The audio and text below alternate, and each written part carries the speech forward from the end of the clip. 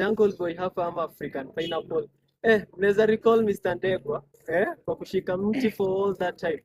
Sasa juu ya kusupport boy child na kunitetea kama mi boy child pia nimeamua pia kumpraise kwa smart na full outfit kutoka pale Luku City. Na juu ya hivyo kuna maswali kadhaa nafaa tuambie mazee. Itakuwaje Tess? Okay, saseni.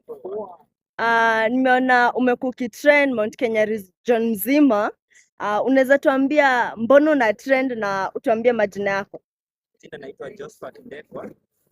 Ilikuwa na trend sababu ya hug mti for 6 hours.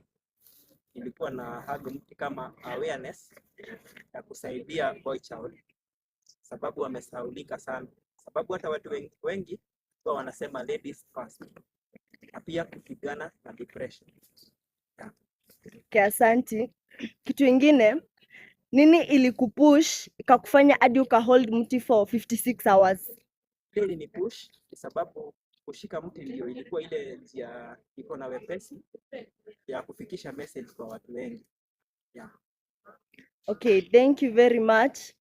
The other thing ni what are your plans about event inakuja, upcoming event ya Saturday after achieving and succeeding ya kuhold mti for 56 hours? Sasa my plans ni vile boy child ataweza kusaidika na vile tutapigana na ugonjwa wa depression. Na pia ningewaambia karibuni nyote pale opposite Green Thinkers on Saturday tuweze kusaidia watoto wa vijana. Thank you very much. Yes, Jungle Boy. Asanteni sana. Patane Saturday pale Green Thinkers ama vipi? Wazee tu support boy child. Thank you.